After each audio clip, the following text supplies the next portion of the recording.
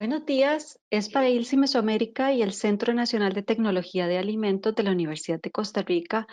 Un placer contar con toda su participación en este seminario web cuyo nombre es Gestión de Crisis y Continuidad del Negocio ante Riesgos Desconocidos. La agenda del día de hoy es muy interesante y vamos a tener inicialmente una breve presentación de ILSI Mesoamérica, esperando que ustedes visiten nuestras páginas web para conocer lo que hacemos tanto a nivel global como regional. Luego, la introducción a la Semana de la Inocuidad por parte de la señora Luisa Díaz, como directora de calidad del Ministerio de Economía, Industria y Comercio. Y de inmediato daremos inicio de las conferencias por parte de nuestros conferencistas con respecto al... Bueno, como les comentaba, en junio del 2016 empezamos con esta lucha, ¿verdad? Donde se hizo la primera propuesta. Pasó por un proceso dentro de Codex para llegar finalmente a llevarlo a Naciones Unidas en el año del 2018 y así el 20 de diciembre del año 2018 queda definido el 7 de junio como el Día Mundial de los Alimentos. En Costa Rica hemos usualmente hecho una celebración de la Semana de la Inocuidad de los Alimentos y este año, pues, siendo que domingo nos cayó, que es 7 de junio nos cayó domingo, pues arrancamos el lunes pasado con una actividad y hoy estamos continuando con esta actividad de ILSI. La siguiente, por favor.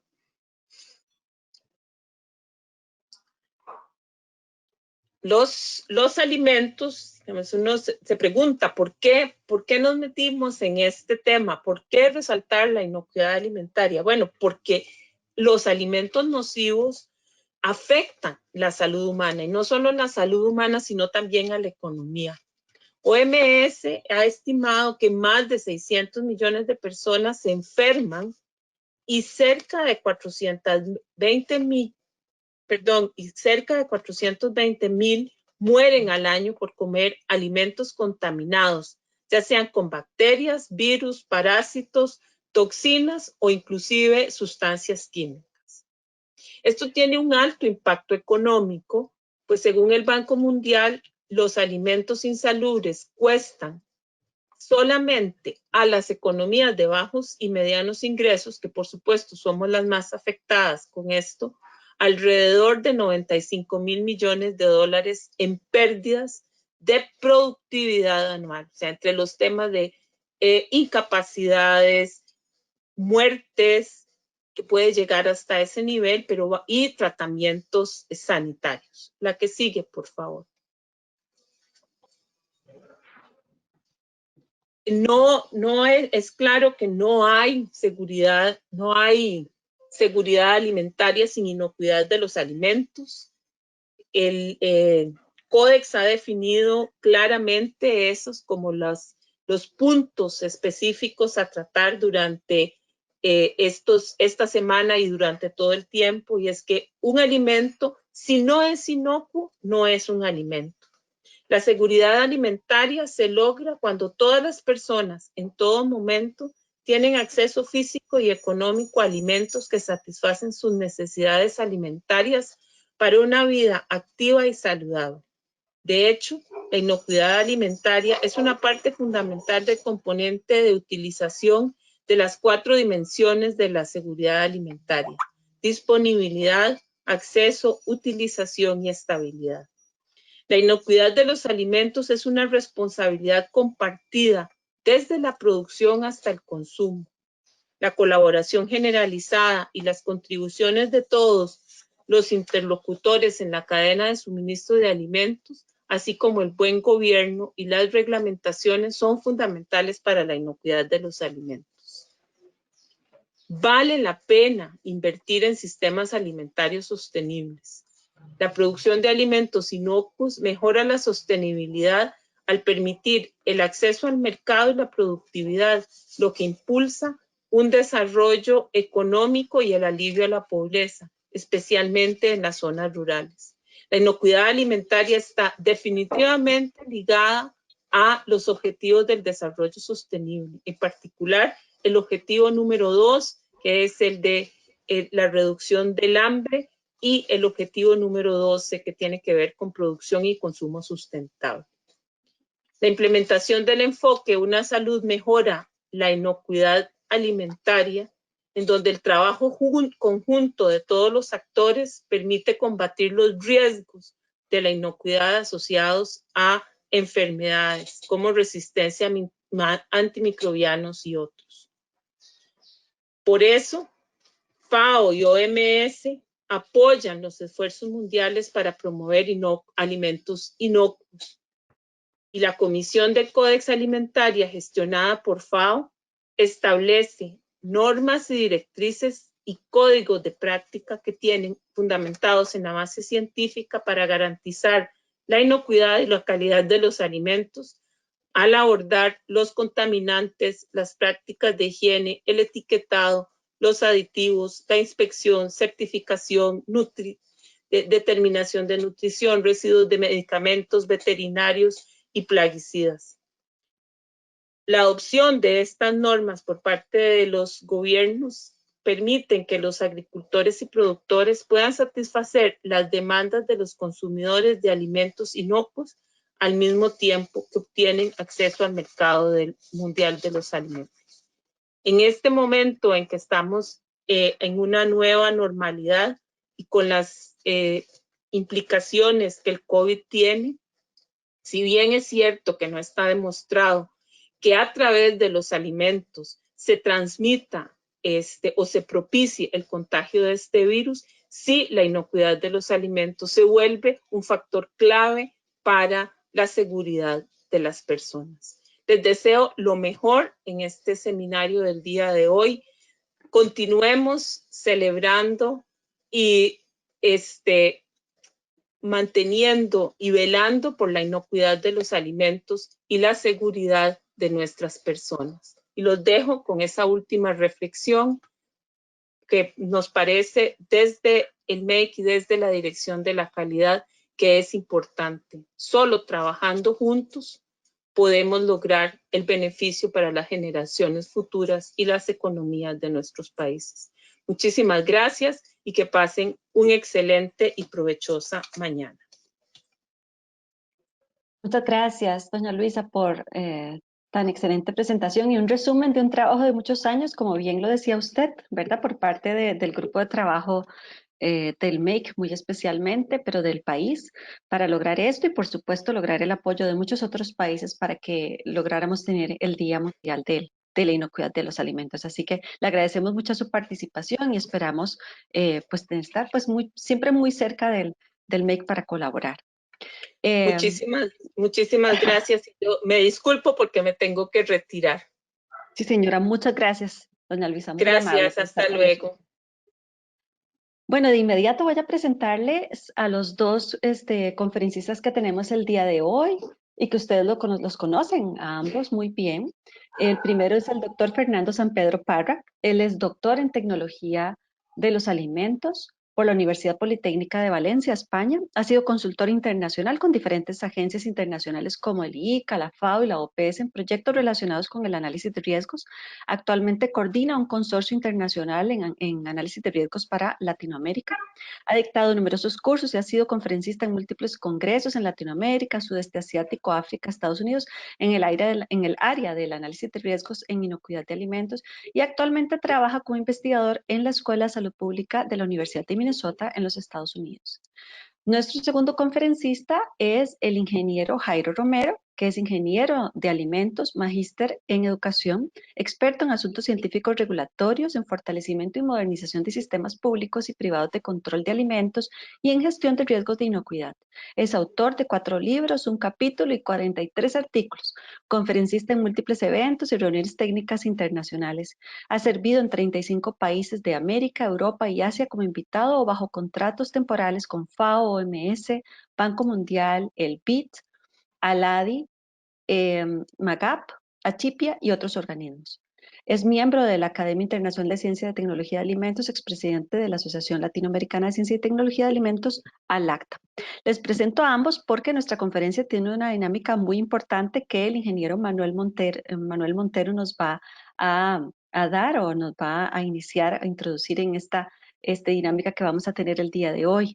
Así que voy a cederle ahora sí el mando a Manuel para que sigamos adelante con la transmisión.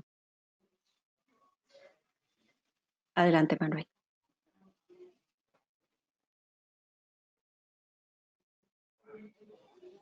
Muy buenos días a todos. Como comentó Ania, ¿me están viendo la presentación? ¿Sí?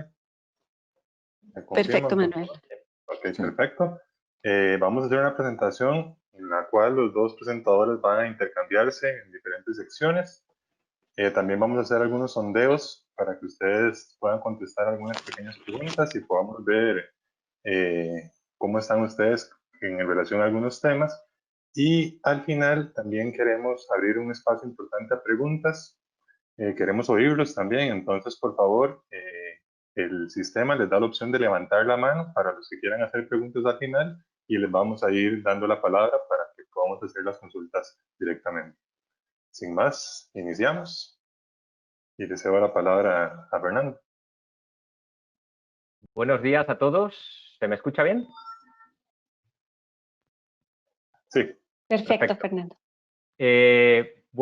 Un saludo muy cordial a todos los que nos están escuchando y también un abrazo virtual a mi compañero de charla, Jairo. Hemos venido los dos de blanco, eso está muy bien, hemos venido coordinados.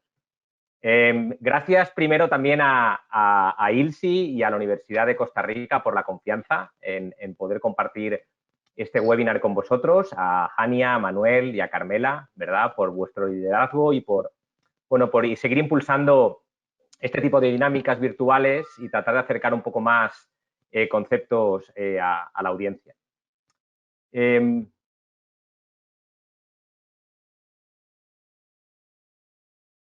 Estoy tratando de pasar la diapositiva. Ya.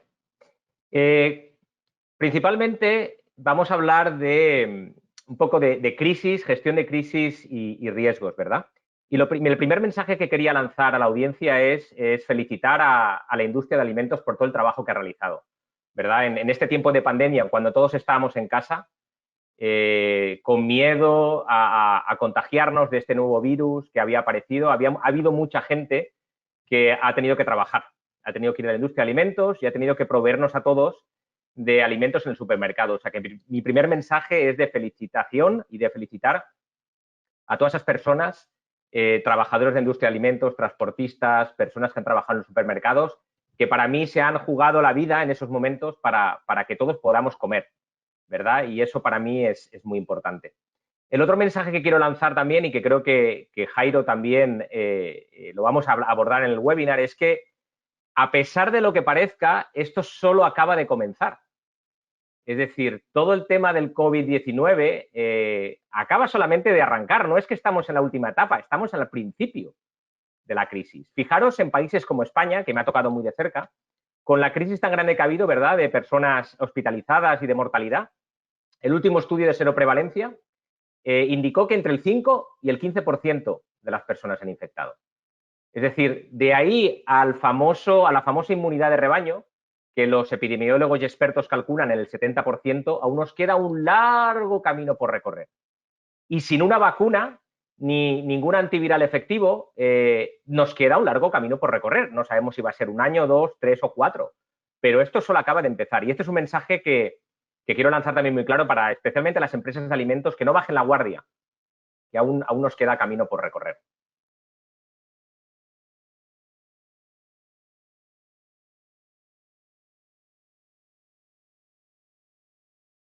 Lanzamos la primera pregunta. Sí, lanzamos.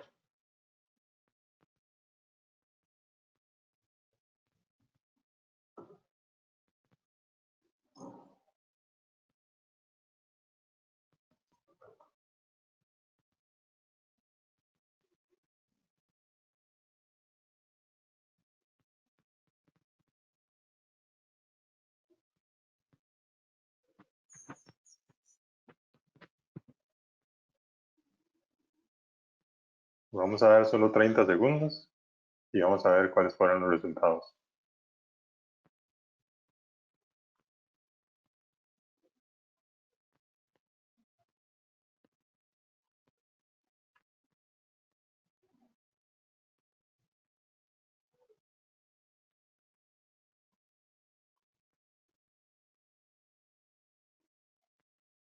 ¿Los ven? Sí, Ok, sigamos. vemos que el 61%, ¿verdad?, de las personas que están atendiendo el webinar indicaron que no tenían un plan de manejo de crisis o un plan de contingencia. Y esto es importante porque lo que vamos a ver en el webinar de hoy va un poco a enfocarse eso, ¿no? La importancia, los pasos que debe seguir una empresa para tener este plan de contingencia o de crisis. Nadie estaba preparado para esta pandemia, a pesar de que, por ejemplo, Bill Gates, ¿verdad?, en sus famosos TED Talks nos hablaba de que un virus respiratorio de un país altamente poblado como China o la India podía causar la nueva pandemia.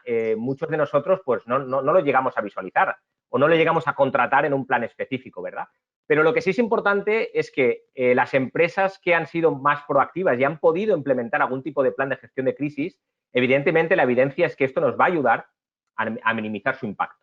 Entonces es importante que eso lo tengamos claro también a futuro. Posiblemente no lo teníamos antes, pero tenemos tiempo aún para poder implementar un plan de contingencia, un plan de crisis, porque lo que os decía, esto solo acaba de empezar.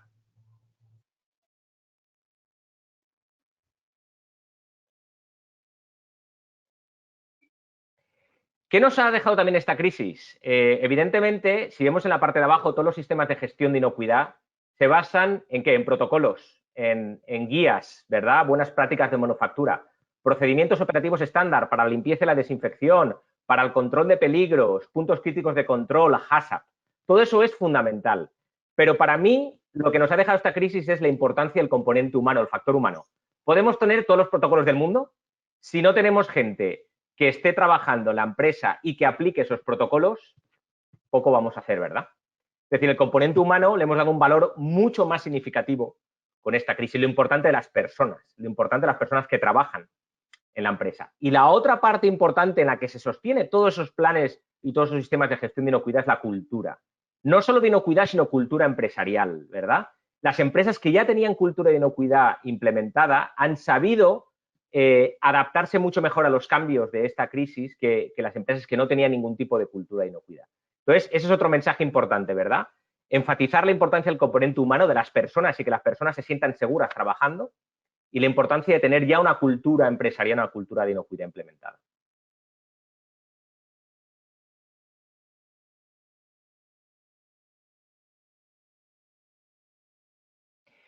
Otra cosa importante, y esto va muy relacionado con el tema de comunicación de riesgos, es que hemos visto, y todos lo hemos sufrido, el miedo, el estrés, la ansiedad, que nos ha llevado a hacer cosas completamente irracionales. La famosa compra compulsiva de papel higiénico o la famosa compra compulsiva en general. Hemos visto imágenes de todo tipo de gente tratando de protegerse contra un virus. Y eso es importante porque al inicio de la crisis, y yo sé que Jairo esto lo va a comentar, a la hora de comunicar tenemos que ser muy conscientes del estado en el que están las personas, de cómo esas personas van a recibir el mensaje. El mensaje tiene que ser claro, conciso, ¿verdad? Para que en ese momento de pánico, en ese momento de ansiedad, de miedo, logramos, por un lado, bajar el pánico y, por otro lado, hacer que la gente entienda el mensaje. Entonces, eso es importante y eso nos influye mucho en cómo gestionamos la crisis.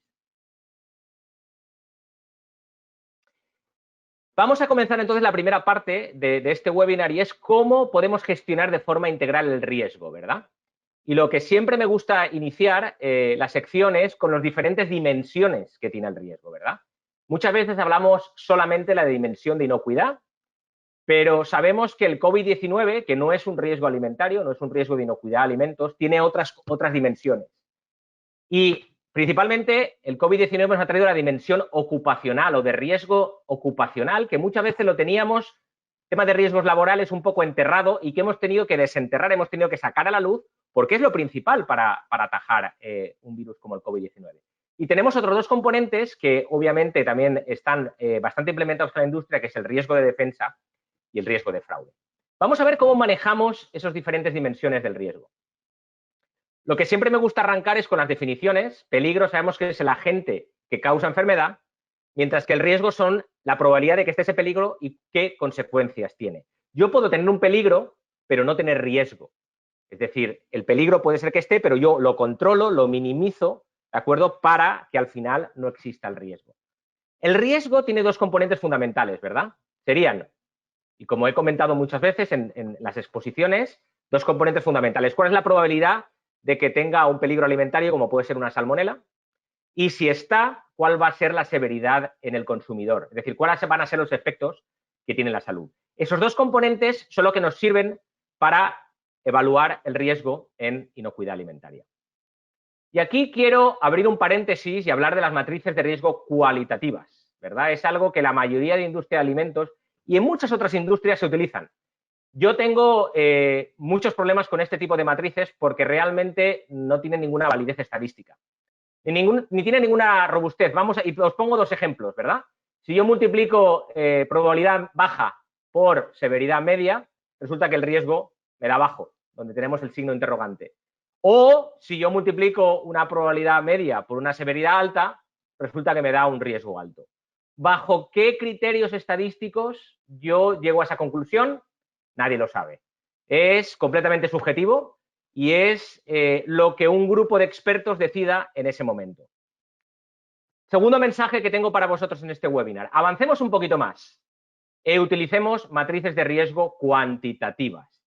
Es decir, y esto no necesitamos ser expertos estadísticos para hacerlo, sino lo que os pido simplemente es que tengamos un puntaje, una escala numérica para probabilidad, por ejemplo, y una escala numérica para severidad.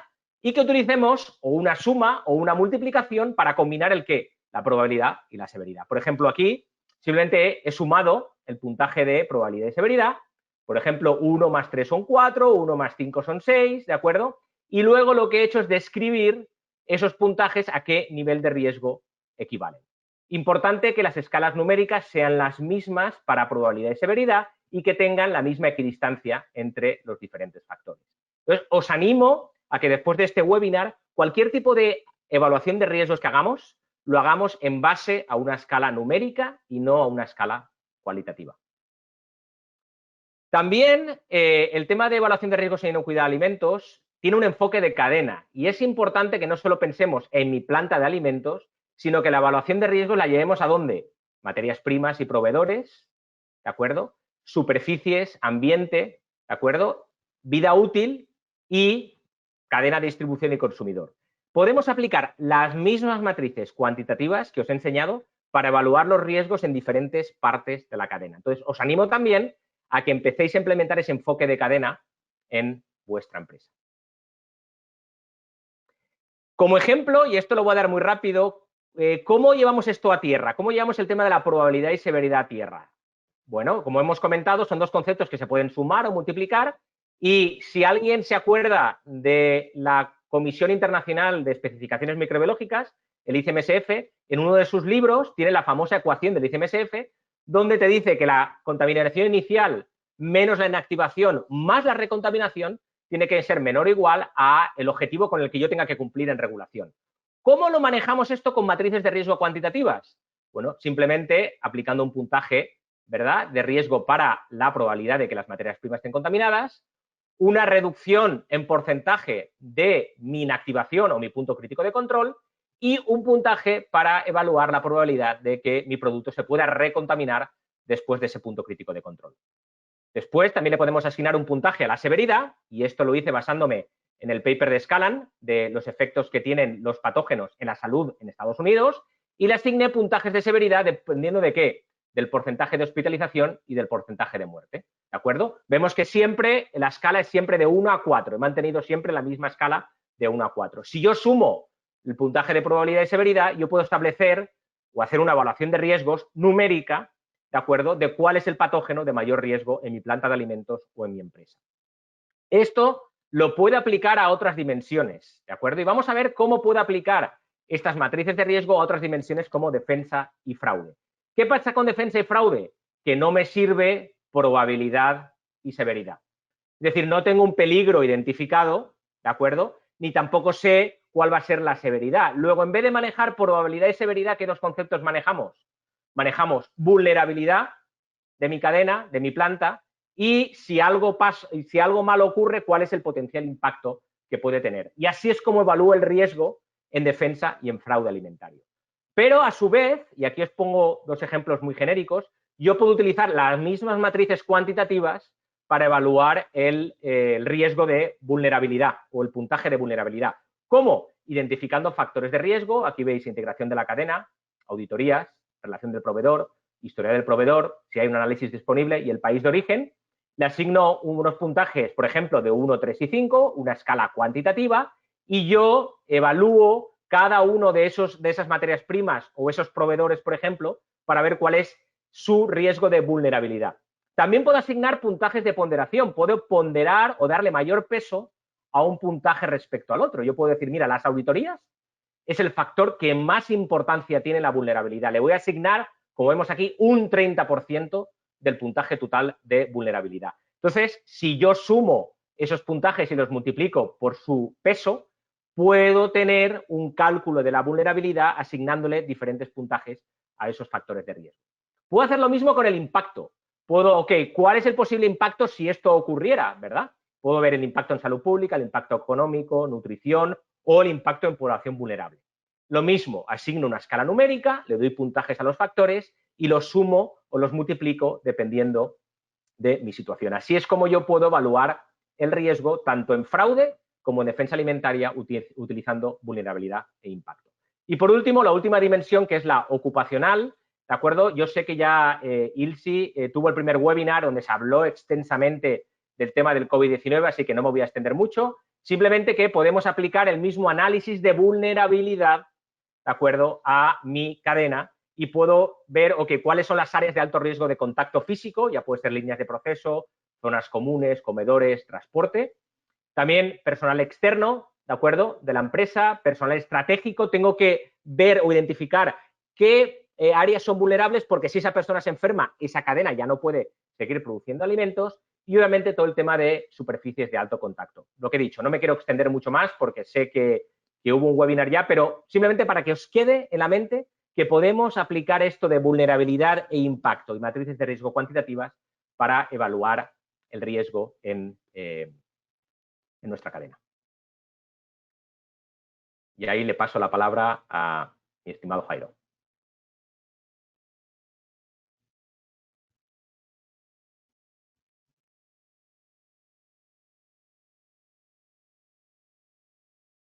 Vale, muchas gracias, Fernando, y mil gracias a Ilse, a Jania, a Manuel, a Carmela, a Alcita, a todos por invitarme a participar en este evento importante.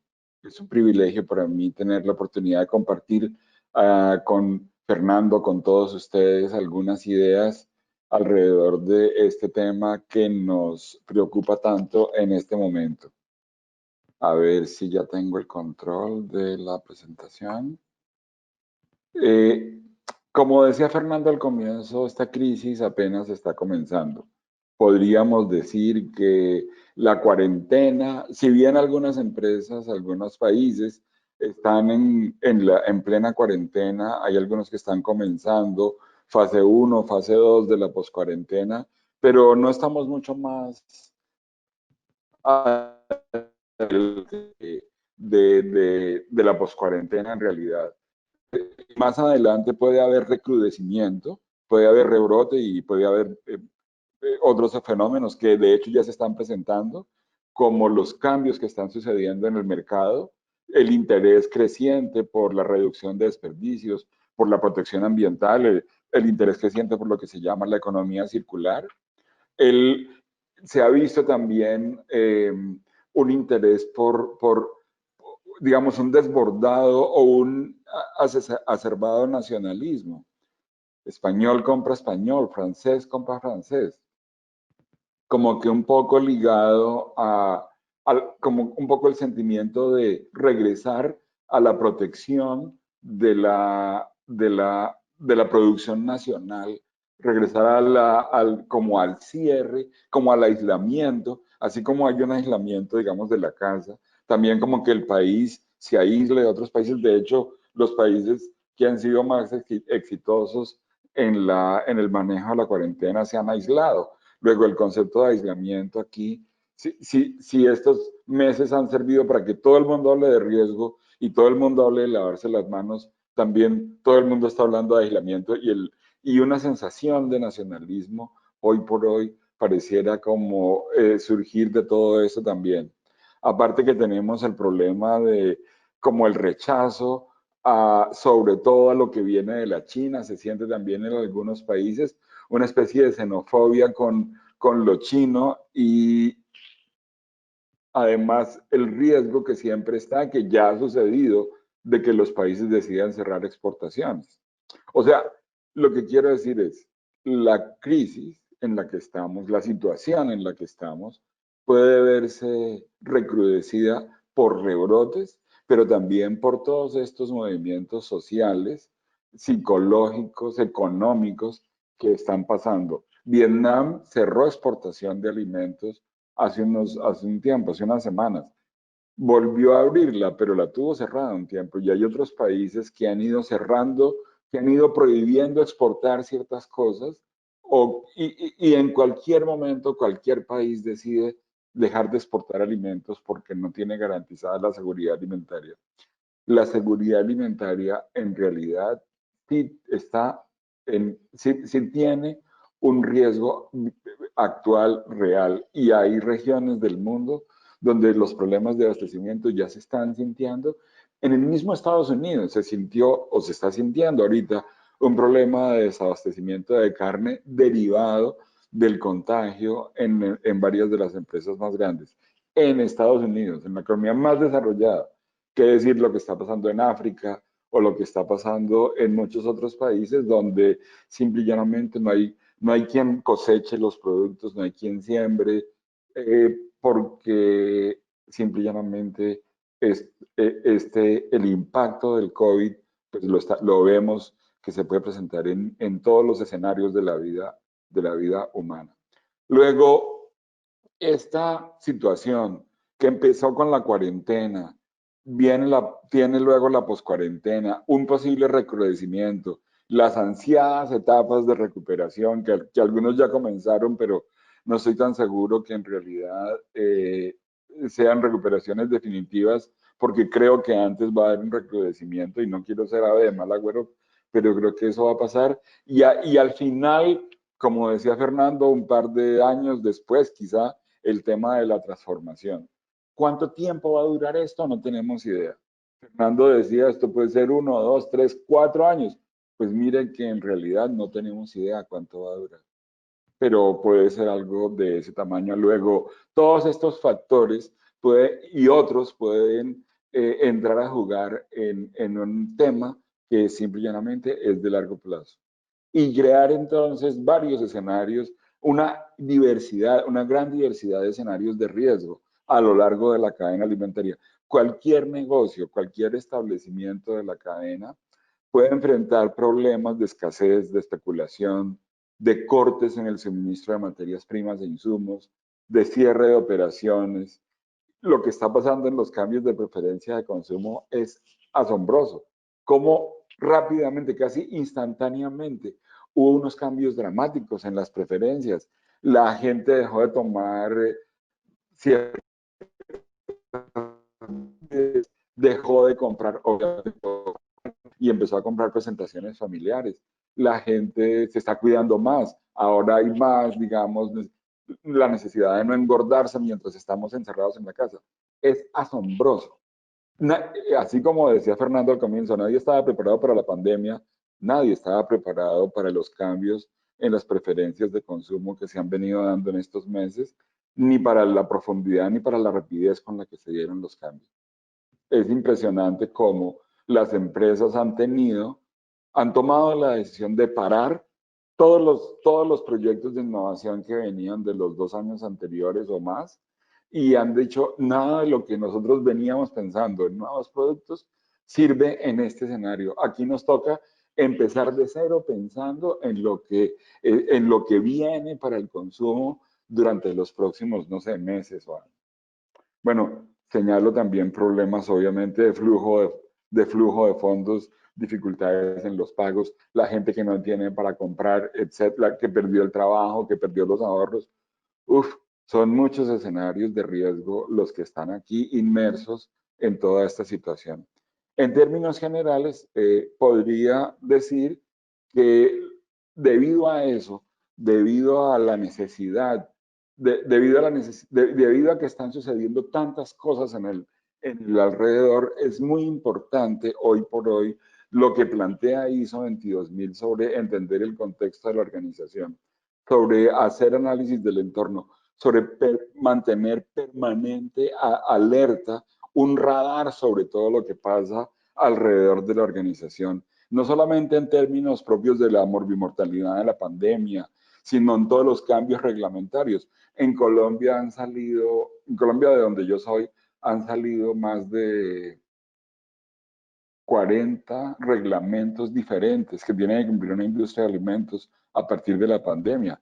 Luego, entonces, atender esos cambios reglamentarios es una tarea complejísima, porque además son cambios que se dan a nivel nacional, a nivel provincial y a nivel local. Entonces, pues los cambios reglamentarios en salud, en personal, en transporte, en fin, hay que estar muy atentos a todo eso. Hay que estar atentos a los incidentes de calidad, de inocuidad, de autenticidad. Miren ustedes que los expertos en autenticidad han dicho cómo, están alertando cómo los problemas de falta de autenticidad, o sea, de fraude que mencionaba Fernando hace un momento, se han exacerbado también en esta época de escasez, de confusión, de reducción de controles, etcétera.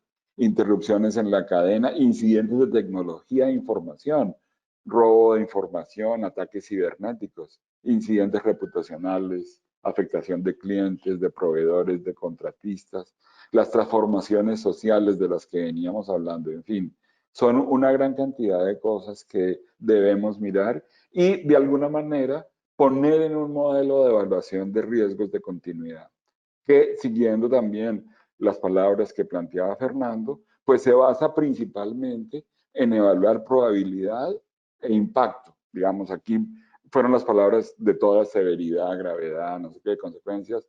Me parece útil considerar estas dos. Sin embargo, aunque en general esto es así, que son siempre probabilidad e impacto, a mí me parece que en este escenario hay un tercer parámetro, que es el parámetro de duración. ¿Cuánto va a durar el escenario? ¿Cuánto va a durar el factor de riesgo? Y entonces hay que tener en cuenta como tres grandes componentes para hacer la evaluación de riesgos. Probabilidad de problemas de mercado, de cierres, de problemas de acceso a información crítica o de disponibilidad de personal crítico. En relación con el impacto habría que analizarlo a diversos niveles, como lo vimos en la diapositiva anterior. Impacto en el negocio, en el flujo de caja y en los asuntos legales, económicos, contractuales, reputacionales. Y la duración, si va a ser una duración corta, digamos, las próximas semanas o meses, media, un par de 2 o 3 años, o permanentes de aquí para allá. Lo que tengo para proponer es que consideremos este esquema de 3 parámetros para hacer la evaluación de riesgos de continuidad del negocio, porque lo que está en riesgo es la continuidad del negocio en general. Yo quiero contar el caso de una empresa muy querida en Colombia, muy querida. Es impresionante. Es una cadena de comida rápida que tiene un gran prestigio acá en mi país. Y ellos me decían en estos días, nosotros no, pues necesitamos estar en la mente de la gente. No podemos abrir, no sé cuándo vamos a poder abrir, pero necesitamos que la gente no se olvide de nosotros.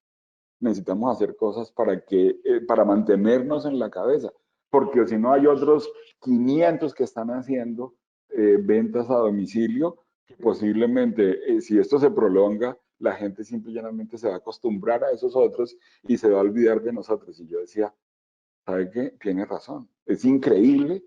Y si ustedes conocieran esa marca dirían, ¿cómo puede ser que ese riesgo sea real? Pero en realidad, y hablando de riesgo real, que ahora Fernando tocará, es un riesgo real. ¿Qué tan probable, hasta dónde va a llegar, cuánto va a durar? Pues eso es una cosa que hay que mirar.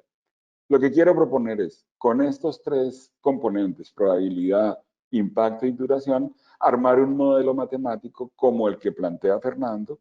Yo dejo aquí una tabla que puede servir para, digamos, sistematizar la información, considerando los diversos escenarios de riesgo, evaluar los temas de probabilidad dada la afectación de la continuidad, de impacto por el nivel de incidencia y de duración. Ahí están los tres: probabilidad, impacto y duración, y con ello definir un nivel de riesgo y a partir de eso pues definir un plan de acción a continuar. Y aquí pasamos de nuevo la palabra a Fernando, quien va a hablar de riesgo real y percibido. Gracias, Jairo. Vamos a cambiar entonces ahora la dimensión y fijaros que hasta ahora, tanto Jairo como yo hemos hablado del riesgo real, probabilidad, severidad, impacto, vulnerabilidad, probabilidad, ¿verdad? Es decir, cómo podemos identificar esos escenarios, como comentaba Jairo, que pueden impactar al negocio de forma matemática, de forma objetiva, de forma científica. Todos sabemos, y lo hemos sufrido de hecho, que en una crisis tenemos dos tipos de riesgo, y los dos los tenemos que dar la misma importancia. Bajo mi punto de vista, no hay uno más importante que el otro. ¿Qué medidas, de acuerdo, van a minimizar el riesgo real, riesgo científico? Y es lo que hemos visto hasta ahora, pero también necesitamos aportar medidas para el riesgo percibido. La gente piensa, la gente siente, la gente tiene miedo, la gente tiene ansiedad. El riesgo científico es algo objetivo, ¿verdad? Lo hemos dicho, utiliza números, utiliza probabilidad, severidad, analízalo. El riesgo percibido es algo subjetivo, ¿verdad? Y yo hago mucho la comparación, no sé a vosotros en vuestros países, en los hospitales, pero aquí en Estados Unidos, tú llegas a urgencias o consulta con el médico y te pregunta, ¿cuánto dolor tiene? Y no le vas a decir, pues espere, voy a hacer una evaluación de riesgos y creo que es 1.4, ¿no? Te da una escala de unas caritas, de una carita muy preocupada a una carita muy feliz. Y te dice, marque qué carita es la que usted percibe de cuál es el dolor que está sufriendo. Esto es un poco lo mismo. Es decir, el riesgo se percibe, lo percibe cada uno y cada uno tiene una tolerancia al dolor. Cada uno tenemos una tolerancia al riesgo, ¿verdad? ¿Qué es importante cuando queremos evaluar el riesgo percibido? Para mí, dos componentes fundamentales. Componente individual, yo como persona, cómo me afecta el riesgo o cómo percibo ese riesgo. Y eso depende de qué. Cultural, es cultural, ¿verdad? Depende de mis experiencias previas. Si tuve un mal vuelo, tens por seguro que el riesgo que voy a percibir en volar va a ser mucho más alto, ¿verdad? Luego, básicamente es cómo de preocupado estoy ante esta situación, yo como persona. Por otro lado, ese riesgo percibido se ve muy afectado por cómo la empresa me está protegiendo. Y ahí tiene que ver también cómo siento que la empresa me está protegiendo. Es decir, cuando yo llego, yo me siento protegido, yo me siento seguro al trabajar. Y ahí lo que quería comentar, el esfuerzo tan grande que han hecho los trabajadores al principio de esta pandemia, cuando no sabíamos nada y cuando muchos de ellos han ido a trabajar en condiciones precarias, lamentablemente, porque ni había los medios de protección, ni sabíamos realmente al principio cómo protegernos de este virus. Y eso, obviamente, aumenta el riesgo percibido, ¿verdad? Entonces, acordémonos, ¿cómo de preocupado estoy? ¿Qué está haciendo la empresa para protegerme o cómo estoy percibiendo en qué está haciendo la empresa para protegerme? ¿Qué cosas puedo hacer para reducir el riesgo percibido? Y esto también tiene que ver mucho que ver con la cultura de inocuidad y la comunicación de riesgo. Liderazgo. Si la persona que está al frente de la empresa no muestra ejemplo, vamos mal. Es decir, es el líder de la empresa, ya sea el gerente de calidad, ya sea el gerente general, tiene que mostrar empatía, es decir, estamos todos en esto y yo me pongo la mascarilla. Yo utilizo la distancia física.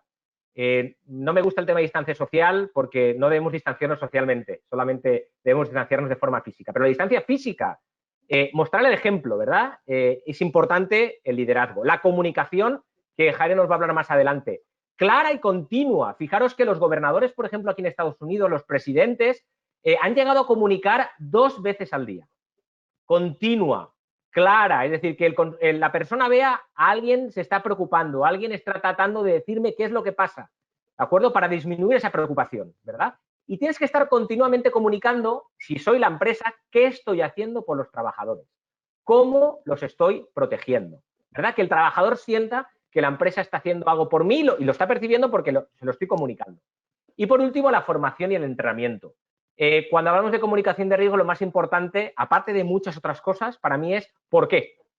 ¿Por qué me tengo que poner la mascarilla? Si hay un cambio de hábito, si hay algo que antes yo no hacía y que ahora tengo que hacer, si la gente no entiende por qué, lo va a hacer un día, 2 días y al 3 día va a decir, ¿esto para qué? Si esto no sirve para nada, yo no entiendo esto, ¿por qué lo tengo que hacer?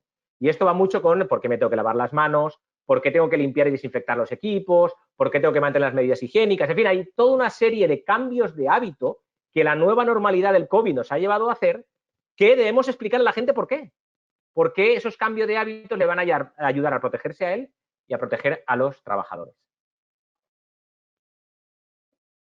¿Qué medidas, bajo mi punto de vista, no han sido tan efectivas para disminuir el nivel de preocupación? ¿Por qué? Porque en vez de solucionar un problema, para mí hemos creado un riesgo adicional y es, al principio de la pandemia, vimos vídeos de gente que desgraciadamente no era experta en inocuidad de alimentos que nos decía que utilizar jabón para lavar empaques o lavar alimentos. En España, por ejemplo, hubo casos de intoxicación tanto por usar jabón como por usar hipoclorito sódico sin las medidas adecuadas. El tema de los túneles de desinfección, no voy a entrar en el tema porque ya se abordó en el primer seminario, para mí es una medida que realmente es una medida encaminada a disminuir ese nivel de preocupación para hacer que la gente se sienta segura, pero que no va a disminuir el riesgo real, el riesgo de que alguien se pueda contagiar y que además puede crear un riesgo adicional por el tema de alergias y por el tema de aplicar un desinfectante a alguien directamente, ¿no?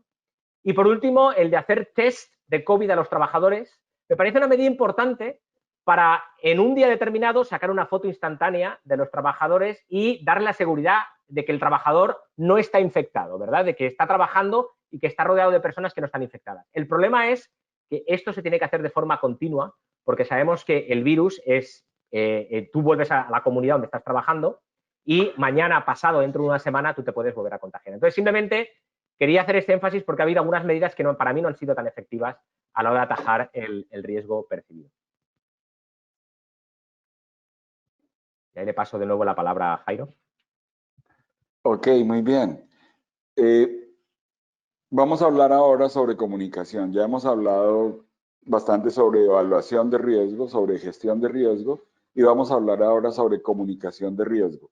Un pequeño repaso. ¿Qué es el análisis de riesgos en el Codex? Sabemos que es un proceso interactivo, permanente, de evaluación de riesgos, es decir, de definir la base científica para tomar las decisiones junto con la gestión de riesgos, el proceso de, en realidad, tomar las decisiones.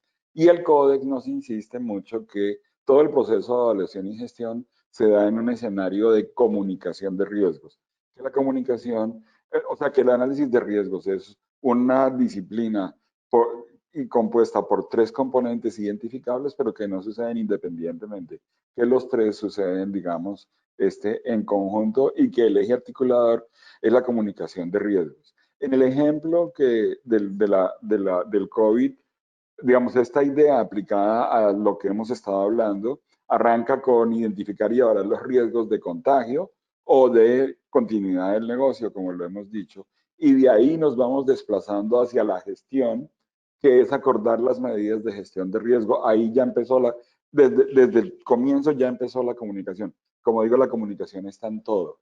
Fernando insistía, es necesario definir unas medidas que por lo general lo hacen los gestores de riesgo, los evaluadores por lo general sugieren unas medidas, pero al final del día el proceso de decidir cuáles medidas y aplicarlas, pues es un proceso que es altamente concertado. Por eso el primer paso a la hora de la aplicación de las medidas, y en el caso del COVID sí que es crucial, es concientizar, comprometer a todos los responsables. De allí entonces aplicar las medidas, hacer seguimiento y gestión de los resultados y actualizar y ajustar el manejo de todo el modelo según los cambios que se logren y los avances que se tengan. Ahí vemos entonces el proceso de análisis de riesgo y de una manera muy burda y resumida, digámoslo, pero como destacando el papel de la comunicación de los riesgos.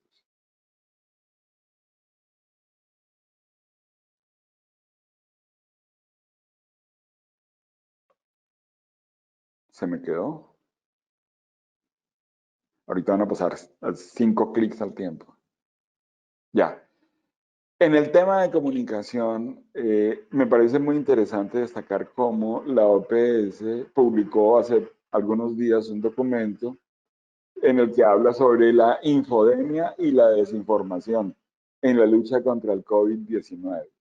OPS menciona que estamos viviendo una catarata de información, una cantidad excesiva de información, en algunos casos correcta y en otros no, que dificulta que las personas encuentren fuentes confiables y orientación fidedigna cuando la necesitan. Luego, la infodemia y la desinformación, digamos, también hacen más fuerte la crisis y crean mayores problemas.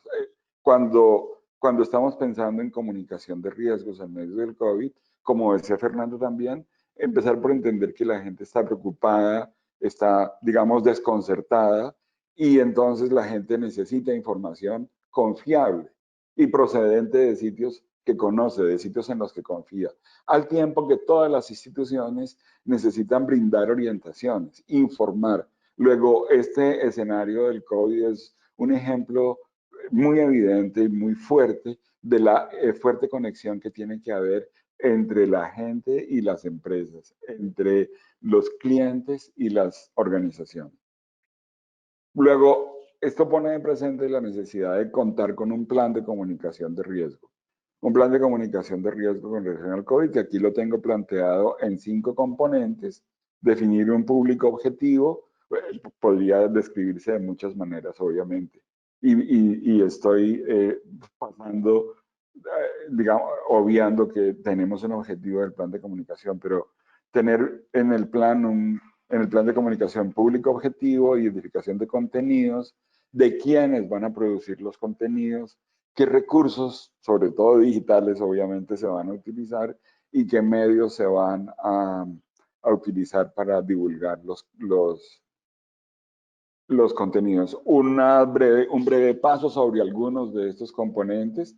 Importantísimo entender que el público objetivo es primero público interno, la gente del comité de crisis, y aquí, por ejemplo, los expertos en inocuidad en las empresas, la gente de los equipos HACCP, etcétera, ha jugado un papel muy importante informando el riesgo al comité de crisis, que allá están el gerente, los directores de diversas áreas que no tienen mucho que ver, porque en la industria de alimentos tenemos unos antecedentes de conocimiento de las buenas prácticas que han sido fabulosos, pero en términos generales ese conocimiento está sobre todo en la gente de producción y calidad.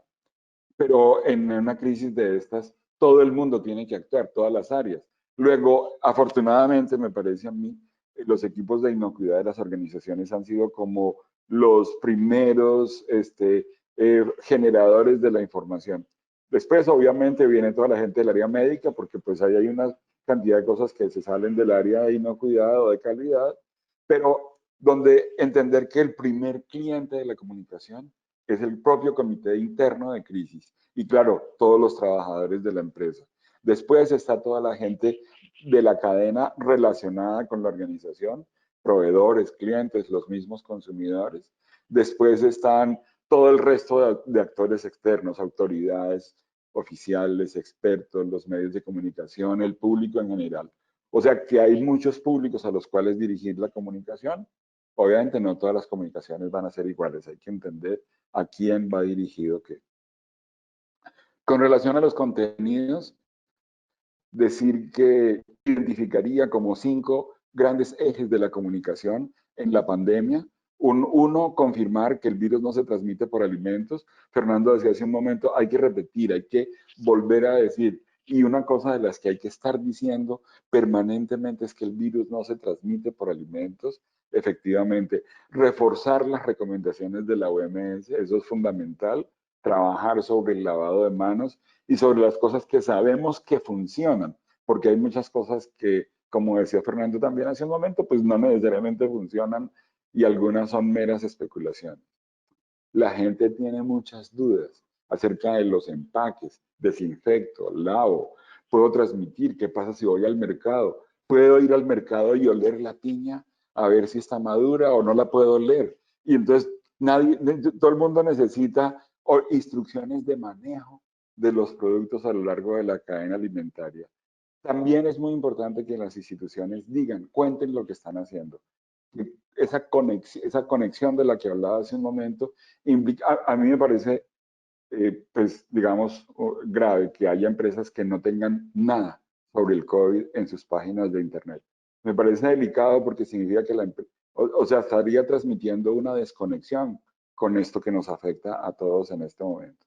No solamente hay que compartir lo que se está haciendo, sino para todos los actores, pues enviar unos mensajes considerados, unos mensajes optimistas que balanceen un poco tanta cosa loca que se oye por ahí.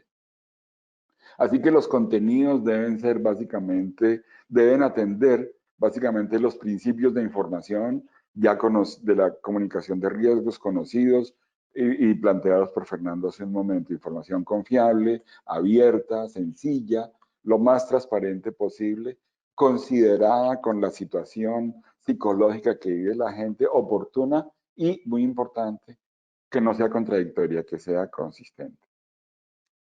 En relación con las fuentes, pues obviamente la OPS, como hay un tema que mencionaba Fernando también del tema laboral, la OIT es una fuente importante de información en este momento.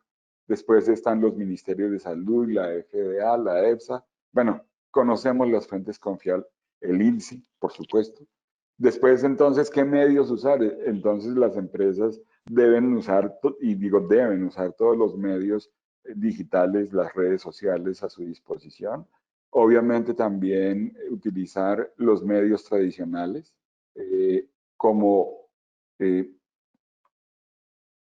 la página web, muy importante. Allí una cosa súper importante es tener una hoja de preguntas frecuentes. La hoja de FAQ es súper chévere porque eso significa que la empresa está entendiendo qué necesita saber la gente y le está dando respuesta a eso que la gente necesita saber. Después están los medios tradicionales, salir al radio, la televisión, etcétera. La línea de atención al cliente, fundamental también, que sepa orientar, brindar, reforzar, etcétera. Interesante, digamos, destacar que la OPS ha producido además un par de materiales que recomiendo leer acerca de la comunicación de riesgos en este escenario. Hay un documento sobre los principios, una guía, y hay un documento sobre materiales propiamente. De hecho, bueno, mucha gente ha producido materiales, pero les recomiendo que vean esto, que es bastante interesante. La OPS también en el documento sobre la infodemia también sugiere cómo podemos hacer para contrarrestar la infodemia, contrarrestar esa catarata de información no siempre cierta. Y aquí les dejo, no voy a discutirlo, algunas medidas de las que plantea la OPS y les recomiendo leer el documento que es bien interesante. Yo digo que a propósito del Día Mundial de la Inocuidad de Alimentos, que le decía hace un rato a Luisa y a todos allá, que les estaremos siempre eternamente agradecidos a Costa Rica por haber promovido el Día Mundial de Alimentos. A mí me parece que este Día Mundial que estamos celebrando esta semana es una oportunidad para reforzar el compromiso con la inocuidad, para reconocer los esfuerzos que han hecho todos los actores, como lo hizo Fernando al comienzo de la presentación, reconocimiento al que me uno, para mantener el suministro de alimentos inocuos y auténticos. Yo creo, sinceramente, que la inocuidad de alimentos saldrá reforzada de este episodio. La cultura de inocuidad. Hay tantos mensajes sobre el lavado de manos, sobre el uso de elementos de protección personal, etcétera, que me parece crucial decir que yo sí creo que la cultura de inocuidad va a salir fortalecida de este episodio. Puede ser que esté pensando con el deseo, pero así lo pienso. Y regreso el balón a la cancha de Fernando, allá en Minnesota. Qué rápido nos cambiamos la palabra, estando tan lejos. Vamos a ver la parte final, donde voy a centrarme ahora en el equipo, en el factor humano, componente humano, para rematar un poco el webinar, que es algo que creo, bajo mi punto de vista, que se ha hablado poco.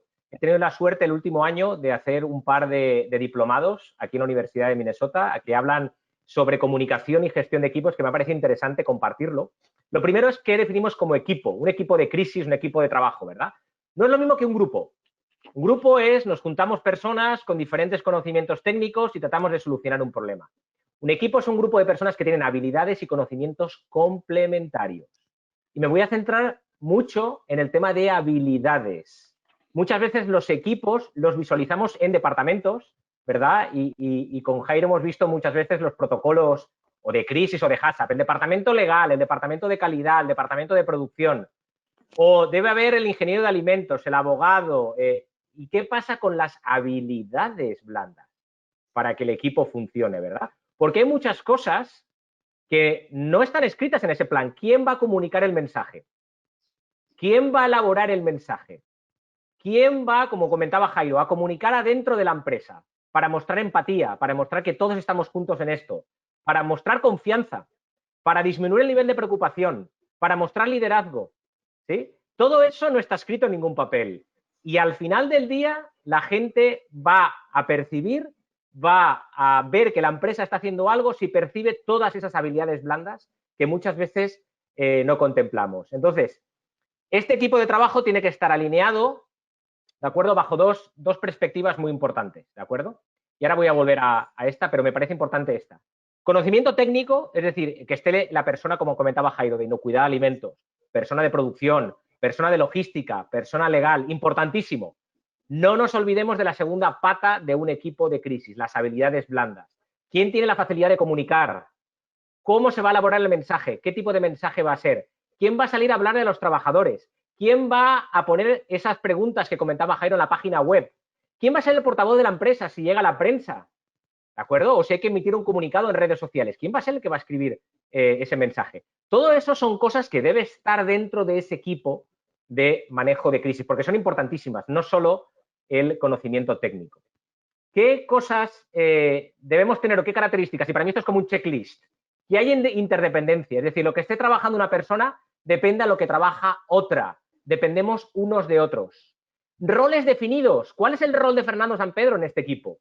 Bueno, él se va a encargar ¿de qué? De elaborar los mensajes, de analizar los datos, de ver regulaciones a nivel país para ver lo que tengo que cumplir. ¿Cuál es mi rol en el equipo? Muchas veces no están definidos esos roles, ¿de acuerdo? La responsabilidad compartida, obviamente, todos estamos en esto. Luego, si alguien falla, fallamos todos. Si alguien gana, ganamos todos, ¿verdad? El objetivo común, obviamente, es salir de esta crisis, ¿de acuerdo? Pero acordémonos, esto no es pongo el equipo de crisis, lo tengo una semana y se acabó. Tanto Jairo como yo hemos dicho, esto es una maratón, esto es una carrera de fondo, esto acaba de arrancar, ¿verdad? Entonces, no esperemos montar un equipo de crisis de la noche al día. Es decir, mañana vamos a montar el equipo de crisis va a trabajar de forma eficaz, esto requiere tiempo. Por lo tanto, mensaje otra vez, repetir lo mismo, también estoy con Jairo, repetir. Si no tenemos un equipo de crisis, no tenemos un plan de crisis, pongámonos a ello, aún estamos a tiempo. Para todas las empresas que nos están escuchando, incluso gente de gobierno, aún estamos a tiempo. Si esto está arrancando, si hay muchas cosas aún en el futuro, montemos ese equipo, ¿de acuerdo? Para poder abordar la crisis para lo que nos viene. ¿Cómo podemos establecer el tema de las habilidades, ¿de acuerdo? Bueno, el cómo. Para mí lo que falta en muchos planes de crisis es el cómo. ¿Cómo estructuro y cuáles son las reglas de funcionamiento del equipo? ¿Cada cuánto se va a reunir? ¿Quién va a tomar notas en las reuniones? ¿Quién va a sintetizar? ¿Quién va a asignar las funciones? Es decir, ¿quién va a ser el líder de ese equipo, verdad? El tema de los responsables, de los roles. Y acordémonos que los roles no solo tienen que estar acorde al conocimiento técnico, sino a las habilidades. Mi rol de comunicador o de portavoz va a ser a alguien que se le dé bien la comunicación, ¿de acuerdo? ¿Y quién va a tomar las decisiones al final? Alguien tiene que tomar las decisiones que salgan de ese equipo de crisis, ¿verdad? Ese líder, para mí, y me gusta mucho en las clases de liderazgo que he estado, y me imagino que Jairo y las personas que nos están escuchando han escuchado esto, el director de orquesta. El director de orquesta es alguien que conoce muy bien a su equipo, que conoce muy bien las habilidades y conocimientos del equipo y le da el rol a cada uno para que toque el instrumento en el momento adecuado. Y esto es importantísimo en una crisis. La crisis es rápida. Necesitamos un manejo efectivo, rápido, 24 horas, 48 horas. Gracias a que las empresas tienen todo el tema de recall, las empresas de alimentos, yo creo que tenemos una ventaja competitiva.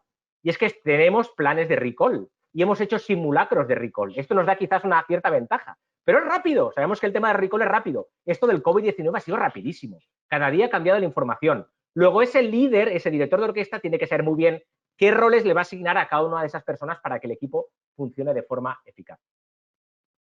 Voy a presentaros 3 herramientas para que podamos identificar esas habilidades blandas. Una es la teoría de estilos sociales de un psicólogo suizo que se llama Carl Jung, no sé si lo habéis visto, es por colores, ¿de acuerdo? Y básicamente divide de forma muy genérica las personas en 4 estilos sociales. El competitivo exigente más el emprendedor, ¿de acuerdo? Prudente, el reflexivo, el empático, paciente y el sociable entusiasta, ¿sí? Yo, por comentaros una anécdota, hice este test y estoy más en el lado amarillo, ¿de acuerdo? Soy más de las personas sociables, sociales, comunicativas y persuasivas, ¿sí? Pero es muy importante conocer esto, ¿por qué? Porque uno se conoce a sí mismo y conoce los estilos sociales del equipo con el que está trabajando. Ese famoso director de orquesta puede asignar roles dependiendo de este tipo de teorías. Esta es otra forma de verlo. En algunos workshops que he dado, ¿de acuerdo? Le pregunto a la gente si eres más extrovertido o introvertido. Eso te pone en un eje, ¿de acuerdo? Y si estás más orientado a las tareas o a las personas.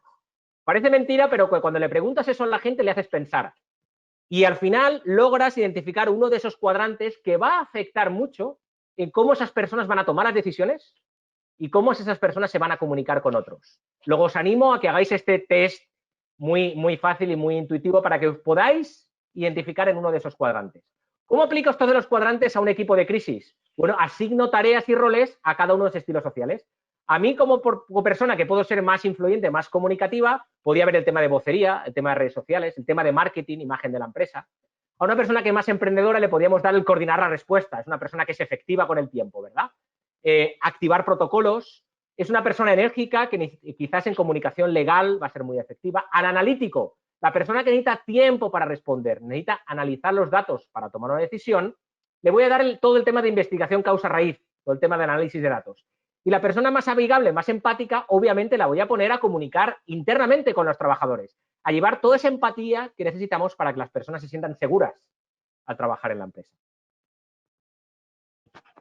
Otra herramienta que os voy a dar es, y me imagino que esta la conocéis más, la teoría de fortalezas de Don Clifton. De hecho, hay un libro que se llama Identifica tus fortalezas, ¿de acuerdo? Y básicamente el libro habla de nos tenemos que enfocar en nuestro trabajo, en nuestras fortalezas. Un trabajo donde yo no puedo aplicar mis fortalezas va a ser una frustración permanente. También hice este test y simplemente como anécdota, bueno, pues tengo algunas de influencia, tengo algunas de relaciones sociales, pero a mí me ha ayudado mucho ok, ¿cuál es el trabajo que yo estoy desempeñando y con esas fortalezas cómo puedo aplicarlas? Se utiliza mucho también en tema de manejo de equipos, ¿verdad? Y cómo puedo aplicar esto al manejo de equipo en una crisis. Y por último, otro que me gusta mucho es el último, que es los roles en un proyecto. Normalmente tenemos unos objetivos en un proyecto, pero ¿en qué momento en el tiempo incluir esos perfiles varía? Entonces, lo ideal es poner al creador, al que piensa fuera de la caja, al que es muy imaginativo, creativo, al principio del proyecto, para lanzar todas las ideas del mundo.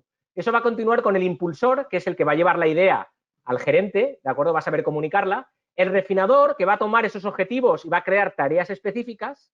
El ejecutor, que va a asignar roles, meses, ¿de acuerdo? Y que va a ir al detalle. Y por último, el flexor, que es el que va a analizar el proyecto y va a decir, ok, pero aquí falta esto y aquí falta esto. Lo que he visto después de hacer este test y ver cómo se implementa es que muchas veces en muchos proyectos y en una gestión de crisis no tenemos claro cuál es el rol en el tiempo de cada una de las personas de ese equipo. Y hay personas que se frustran. Si ponemos a un flexor al principio del proyecto se va a frustrar porque es un montón de ideas que no llevan a ningún sitio. O si ponemos a un creador al final del proyecto, el creador también se va a aburrir porque no es capaz de mostrar esa creatividad que tiene en el manejo de equipos. Aquí os pongo unos links que vais a tener disponibles en cómo hacer esos tests, ¿de acuerdo? El de StressFinder es un libro que podéis comprar en Amazon, ¿de acuerdo? No estoy haciendo propaganda del libro, es decir, sois libres de tomar cualquier tipo de test que queráis, pero me parece muy útil para las personas que estén liderando equipos o simplemente para personas individuales que quieran saber cuáles son sus estilos sociales y sus fortalezas a la hora de trabajar en los equipos.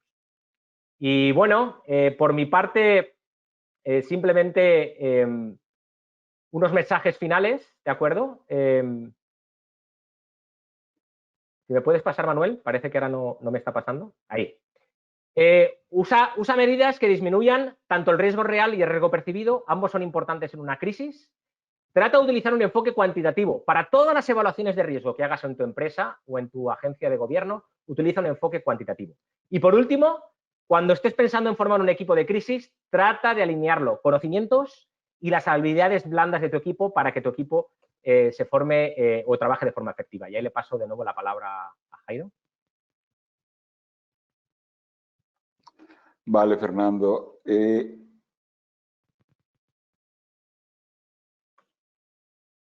Me parece que estamos viviendo un momento muy delicado, que no sabemos en qué etapa va, ni cuánto va a durar. Y para mí, digamos, el mensaje final tiene que ver con un llamado a ver más a largo plazo, porque tengo la sensación, por lo que he hablado con la gente, que todo el mundo se ha enfocado y con éxito a manejar el problema momentáneo de prevención del contagio. Pero me parece que un mensaje fuerte que hemos querido dar a lo largo de toda esta presentación, de hecho con el cual comenzó Fernando su charla, es necesitamos ver a más largo plazo, ver los diversos escenarios, anticipar lo que puede pasar, trazar escenarios y bueno, pues actuar con base en eso. Como decía, es muy importante tener las antenas puestas para ir viendo lo que está pasando y la situación es muy dinámica, que es otra característica fuerte de esta pandemia. La situación cambia a diario, es impresionante, lo que nos exige estar viendo permanentemente lo que está sucediendo. Ese sería como el mensaje de parte mía. Con esto, pues muchísimas gracias por su atención. Ha sido un gran placer para nosotros estar aquí con ustedes y estamos abiertos a preguntas. Creo que es lo que seguiría. Creo que tenemos unos minuticos para ello.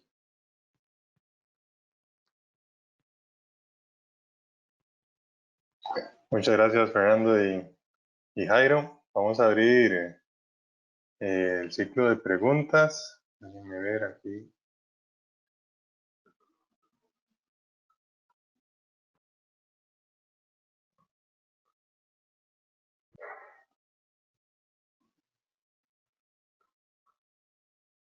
Bueno, tenemos una pregunta para Jairo, la cual va así: señor Romero, en su concepto, ¿qué requisitos no de inocuidad deberíamos de dejar en segundo lugar para atender y enfocarnos en temas de bioseguridad e inocuidad de alimentos, mientras pasa la coyuntura del COVID-19?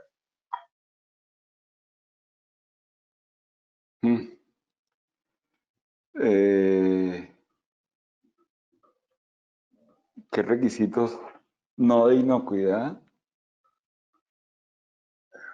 ¿Qué requisitos que no tienen que ver con inocuidad, ¿verdad? Que tal vez las empresas están enfocándose, deberían dejarse como en un segundo plano para enfocarnos en bioseguridad y en inocuidad?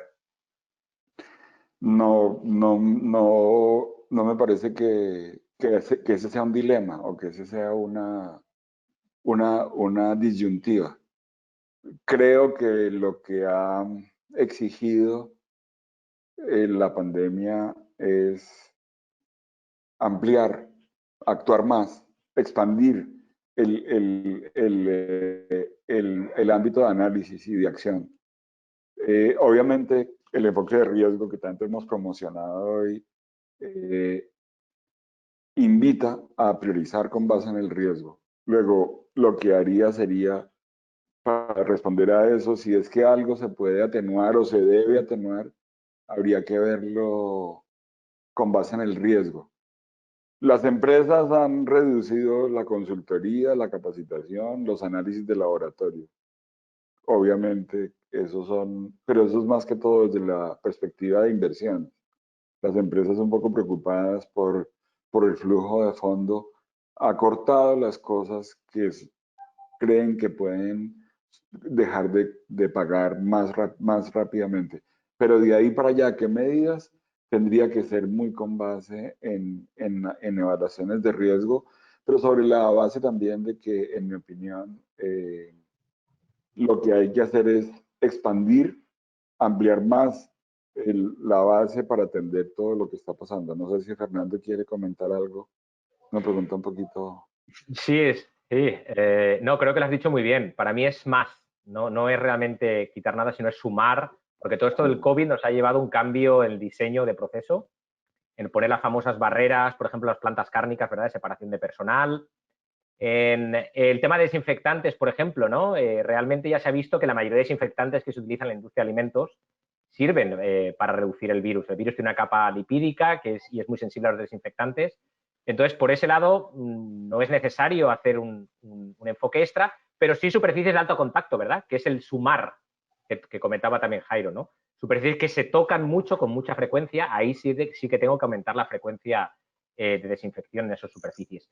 Y no invirtamos en algo que no disminuya el riesgo real. Acordémonos de tema de túneles de desinfección, otro tipo de medidas que realmente no tienen la evidencia científica. Entonces, si queremos hacer una inversión, estemos seguros que esa inversión realmente tiene el soporte científico y el soporte de la evaluación de riesgos para que realmente nos disminuya el riesgo real, ¿verdad? De acuerdo. Okay.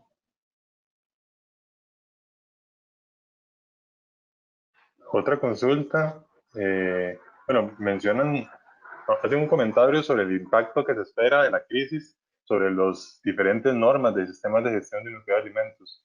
Entonces, ¿cómo se espera que impacten esta crisis en normas como la de BRC o FSS 22000, por ejemplo? No sé qué te parezca, Jairo. Yo creo que van a ser mucho más exigentes en cuanto a atención de crisis. Porque todas las normas, la GPC y todos han hablado siempre de manejo de crisis, de continuidad del negocio, la preocupación de los clientes de que el negocio, de que el suministro no se interrumpa, lo cual es absolutamente legítimo y es un interés de todos. Pero como decía Fernando al comienzo, ningún plan tenía la suficiente robustez para abordar algo tan complejo como esto. Y me parece que esta situación nos ha enseñado a todos el valor, la importancia de tener un plan de manejo de crisis fuerte, robusto. No esperamos otra pandemia, digamos, en los próximos 2 años, tal vez. pero lo que sí creo es que si algo va a crecer fuerte en los modelos de la GPCI hacia adelante, es más requisitos sobre el manejo de crisis. La GPCI dijo ahorita en febrero, cuando sacó la versión 2020 del cuaderno de requisitos, dijo que pensaba que este cuaderno no iba a cambiar mucho en los próximos años, que no anticipaban un cambio grande para los próximos 3 o 4 años. Eso lo dijeron ellos. En la versión 2020, GPCI reconoce 2 cambios grandes: mayor énfasis en prevención del fraude y mayor énfasis en cultura de inocuidad. Dijeron que no iban a cambiar mucho más, pero es posible que esto también signifique que ellos necesiten incluir algo de más.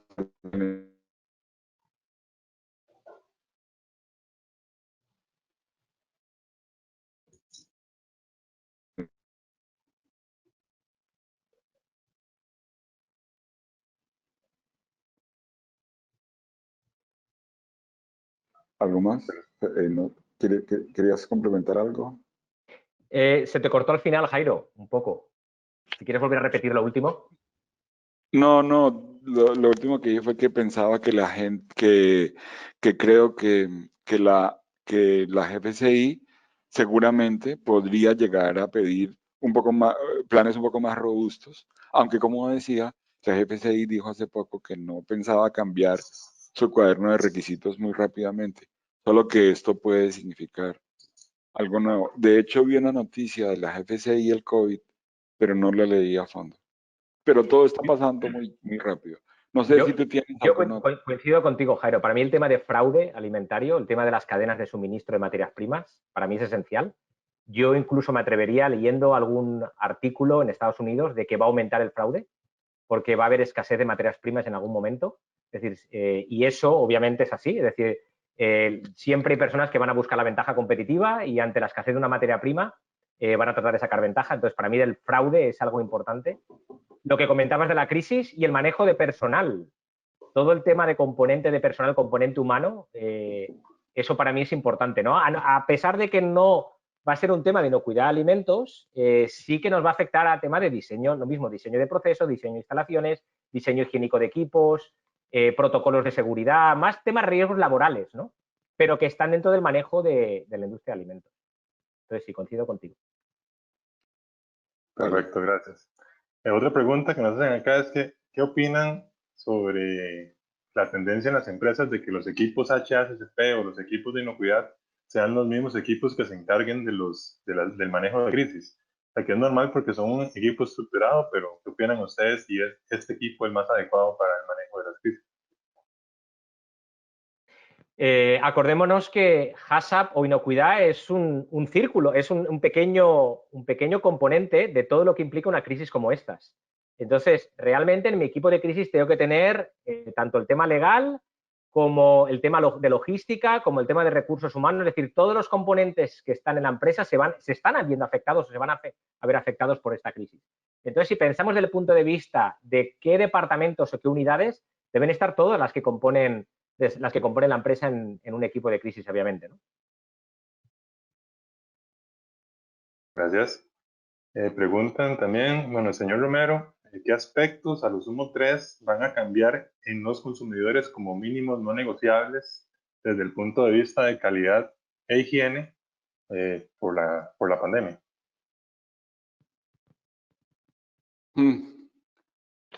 Qué buenas preguntas.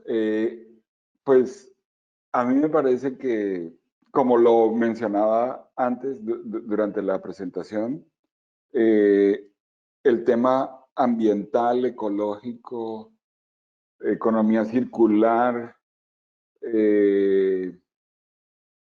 es muy poderoso y todas las imágenes de los animales recuperando los espacios, las imágenes del planeta recuperándose, pues aparentemente recuperándose, son muy fuertes y creo que están ejerciendo una gran influencia.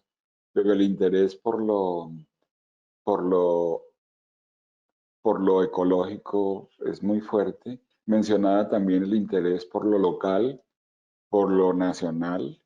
Me parece que eso es otro asunto, súper fuerte, que puede llegar a quedarse arraigado, que siempre estuvo ahí, pero lo que pasa es que también, en mi opinión, todo este esquema, toda esta crisis está poniendo en duda el modelo de cadena de abastecimiento.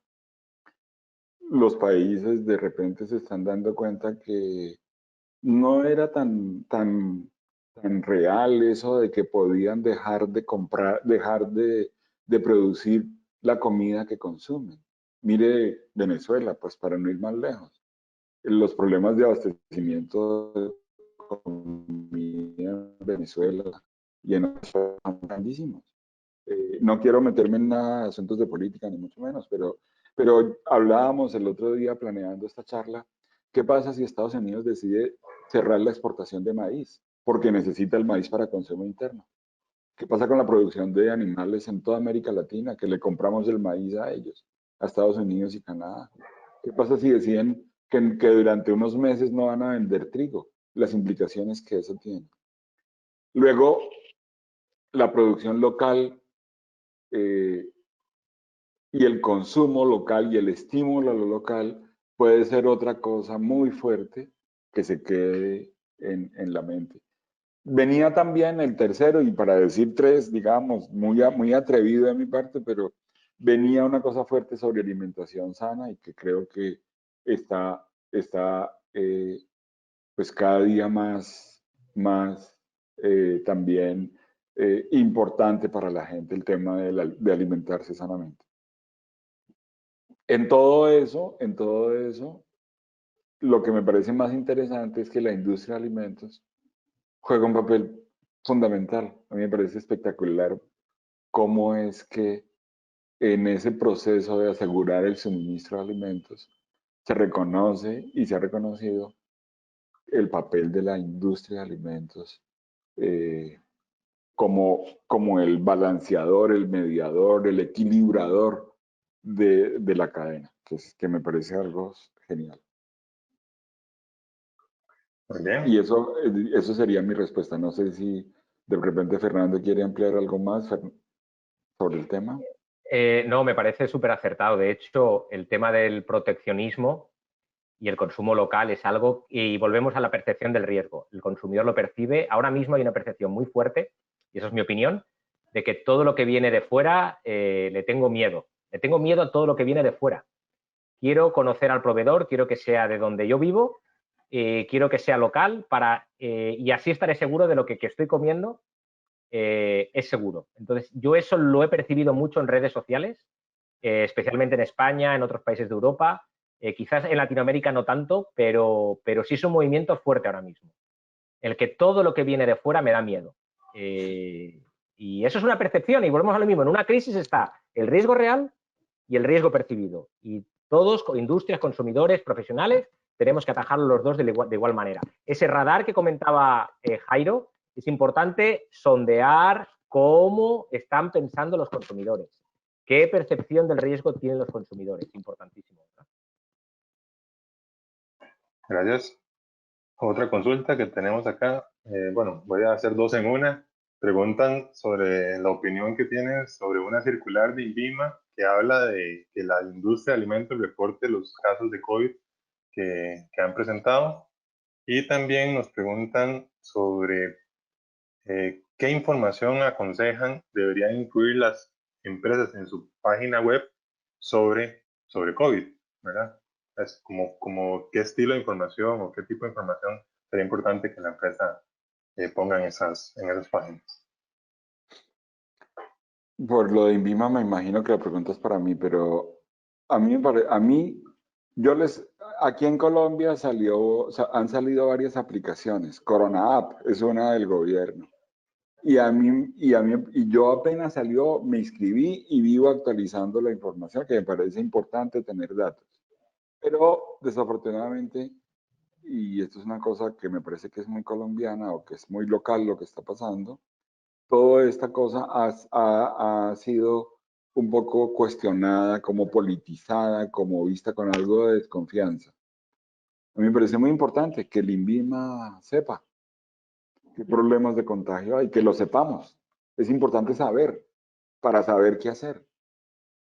Más como decimos en este escenario de largo plazo que pues, puede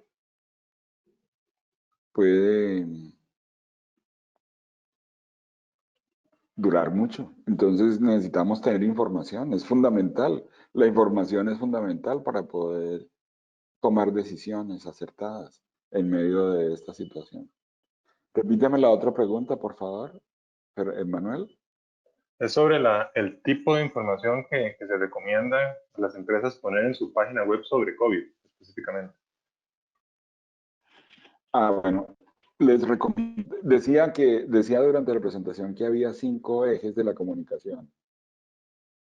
Confirmar que no se transmite por alimento, reforzar las medidas, informar sobre el tipo de medidas que está tomando, orientar a la gente sobre cómo manejar los productos que tiene, y la información eso es información para el cliente externo, pero la información interna también se puede poner allí. Quizá recomendar visitar la página de Colanta, Colanta es una compañía láctea colombiana que como pocas puso más o menos todos sus protocolos, o una gran cantidad de protocolos, los puso en la página web. Están a disposición de todo el mundo. Cualquier persona los puede consultar y descargar. Me pareció súper buena esa política. Gracias. Otra consulta indica, preguntan, en materia de riesgos, ¿se planifica una respuesta al riesgo? ¿Se ha contemplado en qué momento se activa la respuesta al riesgo en la crisis? ¿Hay datos estadísticos o es a juicio de expertos, cuantitativo, cualitativo, este arrancar de las acciones, por así decir? Creo que uno de los componentes humanos que tenemos todos es, y esto ha pasado, tenemos mucha experiencia, por eso me gusta hablar mucho del recall, porque el recall es lo más parecido que hemos tenido como industria de alimentos a una crisis, y es que cuando vemos, y hay un refrán en España, no sé si lo utilizáis en otros países, cuando veas las barbas de tu vecino pelar, pon las tuyas a remojar. Eso quiere decir que si vemos que alguien ha tenido un problema de inocuidad en una empresa que es muy parecida a la mía, eso para mí es una señal de que tengo que arrancar con algo, que tengo que estar precavido, ¿verdad? La mentalidad de esto no me va a pasar a mí es algo que creo que es endémico en el componente humano, y eso pasa con países. Eso le pasa a otros países, ¿verdad? Esto del tema del COVID-19, si os acordáis, arrancó como algo en Asia, eso le pasa en Asia, eso a nosotros no nos va a pasar. Y es un poco lo mismo con la empresa de alimentos. Que no tenga casos de COVID, ¿verdad? En mi empresa. Que en mi país, más o menos, los datos oficiales, si nos creemos los datos oficiales y si hay un buen registro de los casos, que se esté manejando bien no quiere decir que a mí no me vaya a pasar. Entonces, yo tengo que actuar en el momento que ocurre algo en mi país, ya tengo que estar actuando, ya tengo que activar ese protocolo de crisis. No tengo que esperar a que tenga obviamente un caso positivo en mi empresa o a esperar a que las cosas se pongan peor en mi país para activar ese protocolo de crisis. Lo tengo que activar inmediatamente. Tiempo es oro, en una crisis el tiempo es oro. Cuanto antes yo me anticipe, cuanto antes yo establezca ese equipo de crisis y empiece a aplicar el protocolo, más preparado esté para lo que viene, porque van a venir muchas cosas y no lo dejaremos de repetir. Entonces, por eso es importante lo mismo, el tema de las alertas. Estar informado qué es lo que está pasando en mi país o qué es lo que está pasando a nivel internacional, porque eso me da una señal de, ojo, estate preparado porque te puede pasar a ti.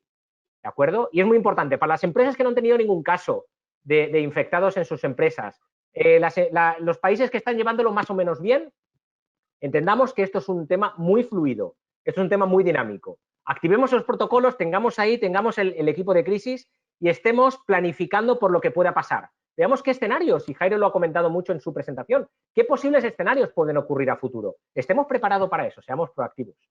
Y no sé si Jairo quieras añadir algo más ahí.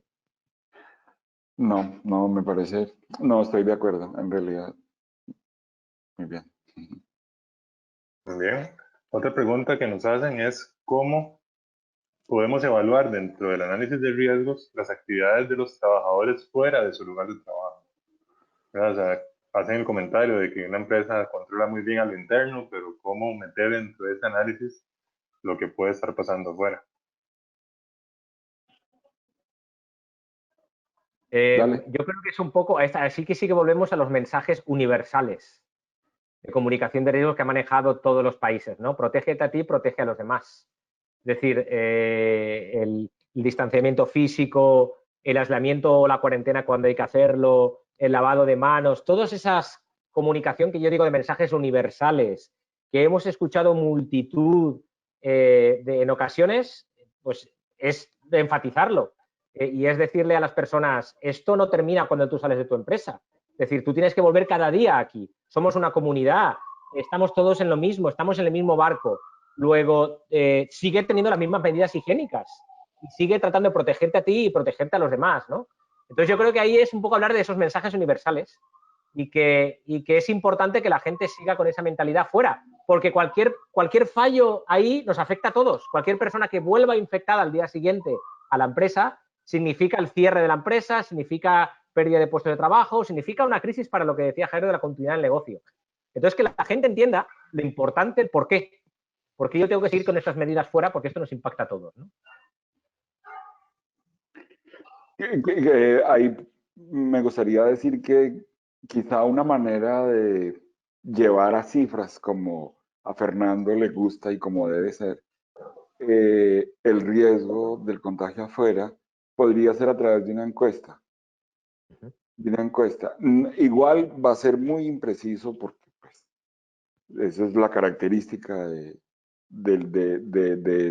este COVID, de este coronavirus, pero una encuesta sobre lo que pasa en la casa, ¿no? Que permita tener datos y sacar números. ¿Con cuánta gente vive?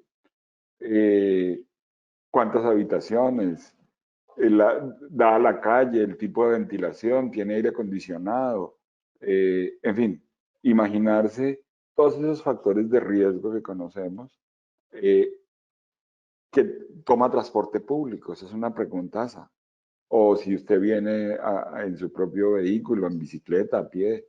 ¿Sí me explico? Como coger todos esos factores de riesgo de contagio y ponerlos en una encuesta para que los trabajadores la contesten. Y ligado, pegado, porque pues, o mejor, empezando por la comunicación y la concientización de la que hablaba Fernando, pues pedirle que además de diligenciar la encuesta, notifique de inmediato cualquier cambio en las respuestas que dio originalmente. Si alguna cosa cambia, que lo cuente de inmediato. Ok, perfecto, muchas gracias. Bueno, quedan algunas preguntas, pero no disponemos de más tiempo. Bueno, y me hicieron la consulta de si va a estar grabado el video. Sí, posteriormente va a estar en la página de YouTube de ILSI. Y bueno, cedo la palabra a Daniela para que haga el cierre. Muchas gracias a los dos. Muchas gracias, Manuel. Tenemos 3 manos levantadas que si quieres les podemos dar la palabra a estas personas para unos últimos 5 minutos. Voy a darle la palabra a el señor Dionisio Carvajal. Vamos a abrir su micrófono, señor Dionisio, para que pueda hablarnos. Adelante, por favor. Y muchísimas gracias. Dionisio Carvajal de República Dominicana. Muy buena presentación, muy buen trabajo, Jairo y Fernando. Excelente. Yo decía y escribí en el chat que realmente vamos a tener una generación que podemos sentirnos satisfechos porque va a haber una generación de jóvenes que están surgiendo dentro del COVID, que ya están aprendiendo por qué debemos lavarnos las manos, por qué debemos cuidarnos.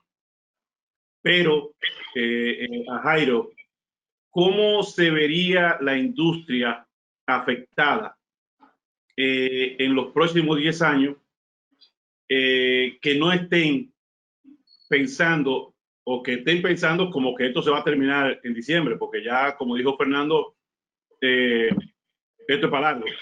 Pero, ¿qué pasaría con esas empresas que no estén preparadas para los próximos 10 años? Gracias a todos.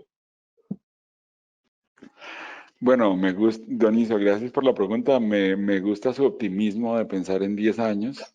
A mí me está costando trabajo pensar más allá de los próximos 3 meses. Pero estoy bromeando porque sí, el mensaje es pensemos a más largo plazo. Solo que a largo plazo en esta circunstancia es difícil pensar en 10 años. Me parece que largo plazo en esta circunstancia es un par de años, quizá, un par de 2 o 3 años. Y están planteados los factores de riesgo. Fernando fue bastante detallado en establecer los factores de riesgo para el negocio, no solamente los factores de riesgo para el contagio, sino en general para la continuidad del negocio. Es muy importante que la gente estime eso. Es que si por ejemplo, decíamos, los cambios en Te perdimos un segundo, Jairo. Si nos puedes repetir, por favor. del consumo, desglosarlo. ¿Qué cambios son los que va a haber? ¿Qué cambios va a haber? Y esos cambios, ¿cómo me van a afectar a mí? Esos cambios, ¿qué tienen que ver con mi negocio? Si por ejemplo una cosa es que la gente va a consumir menos azúcar, bueno, eso ya venía pasando, pero miren lo que pasa con las gaseosas, las bebidas carbonatadas. Las bebidas carbonatadas han reducido enormemente su consumo, o por lo menos bueno, ya no tanto, pero al comienzo hubo una fuerte disminución. La cerveza, con los negocios cerrados, las cervecerías han cerrado plantas. Entonces hay unas situaciones, hay unas circunstancias del consumo o circunstancias legales de prohibiciones, etcétera, que crean un ambiente que va a depender de cada empresa. Pero entonces lo que la empresa tiene que hacer es identificar esos factores de riesgo, ver la pertinencia que esos factores de riesgo podrían tener para su negocio y ya entonces entrar a ver cómo abordar esos factores de acuerdo a la pertinencia en su plan de acción.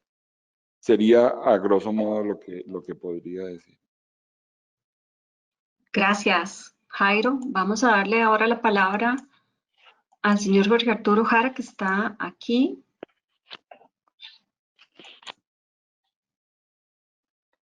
Don Jorge.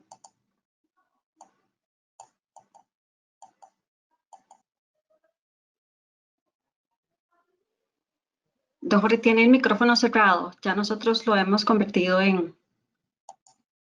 Ahora sí, adelante. ¿Escuchan? Sí, señor.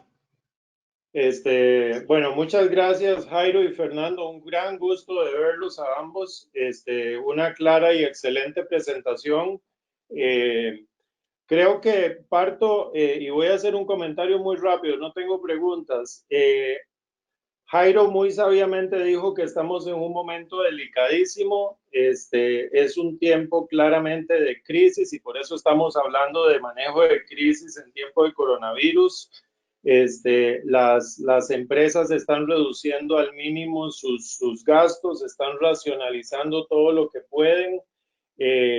Por otro lado, como bien lo mencionaron, el fraude está en incremento. Y por lo tanto, yo siempre he dicho que la crisis es sinónimo de oportunidades. Si se maneja bien, la crisis es una oportunidad y no una amenaza. Y creo que la enorme oportunidad aquí de parte de la industria y también de ILSI es que tenemos que ver no solo la industria de alimentos, sino, como se dijo muy bien, toda la cadena de valor, partiendo de la parte agrícola, donde deberíamos hacer esfuerzos conjuntos con los ministerios de Agricultura, etcétera, para que podamos asegurarnos que las prácticas a partir de este momento sean las correctas, que no tengamos malos usos de agroquímicos, que no estemos usando aguas contaminadas para irrigación, ese tipo de cosas que hacen que las materias primas lleguen con cargas excepcionales a las plantas de producción. Y por lo tanto minimizar el riesgo. Pero también a nivel de la industria, cuando ustedes están en una industria grande, bien organizada, pues todos estos temas ya están construidos dentro de la organización. El problema es cuando tenemos las pequeñas y medianas empresas que necesitan realmente tipos de clarificación como las que hemos estado teniendo hoy, pero que debemos incluso trabajar con organismos gubernamentales para poder hacer una ampliación de estos conceptos. Hoy tengo entendido que hay alrededor de 180 personas conectadas y bueno, muy bien, pero necesitamos hacer mucho más que eso. La otra es meter a las organizaciones de comercio, a las mismas cámaras, en esta tarea, porque como ustedes muy bien lo dijeron, la parte de distribución y almacenamiento son críticas para la inocuidad de los alimentos. De nada sirve que las plantas produzcan un alimento inocuo en perfectas condiciones y luego su distribución, almacenamiento no es la correcta, si la cadena de frío no se mantiene adecuadamente, etcétera. Pero no solo llegamos ahí, sino que como también ustedes lo mencionaron, el consumidor es clave. ¿Cómo maneja el consumidor los alimentos en sus casas? Particularmente la gente que tiene una escolaridad baja. que fácilmente podría incluso intoxicarse con alimentos bien producidos, pero mal almacenados, que incluso se puedan contaminar en la casa con agroquímicos o con lo que sea por descuido. Entonces, me parece que la parte de educación, de comunicación del riesgo, pero en un lenguaje totalmente cotidiano para ciertas poblaciones y mucho más técnico para otras, como agricultura y comercio, es fundamental. Y yo lo que insto es a que ILSI siga con este tipo de proyectos, pero incluso ampliados con más actores claves para poder difundir estos conceptos a la vasta mayoría de la población, porque creo que la industria de alimentos, y particularmente la grande, por su cultura, está bastante clara de la situación, pero necesitamos que toda la cadena de valor lo esté. Gracias. Muchas gracias, don María Arturo, por su comentario final, que yo creo que es muy atinado para que podamos cerrar el día de hoy. Estamos ya básicamente media hora más de trabajo acá en este webinar, así que tenemos que terminarlo. Yo quiero darle las gracias a las personas que nos escribieron preguntas, se las vamos a hacer llegar a los expositores porque tienen anotado a quién va dirigido, así que vamos a hacerlas llegar tanto al profesor San Pedro como al ingeniero Jairo Romero. Y voy a reiterar el agradecimiento a ellos dos porque la sabiduría que ellos ponen en estas conferencias y que nos han regalado son años de estudio y de experiencia. Esto no es solo el día anterior de trabajo, así que yo quiero agradecerles a ellos dos por darnos este apoyo en ILSI y a toda Latinoamérica. Por supuesto, una vez más al CITA, tanto a la profesora Carmela como a Manuel por haber coordinado esta conferencia. Quiero invitarles a todos los participantes a esperar un correo con nuestras siguientes invitaciones y dando seguimiento específicamente al tema de riesgo, que les vamos a hacer llegar a sus correos para que se inscriban. Y esta conferencia ha sido grabada y la vamos a subir al canal de ILSI de YouTube, así que por favor esperen también el link para que puedan repasar tanto las conferencias como las preguntas. Así que muchas gracias, esperamos que pasen un muy buen día y que por favor tengan todos los cuidados posibles para evitar contagiarse en esta época y que sean muy exitosos. Muchas gracias y que pasen un feliz día.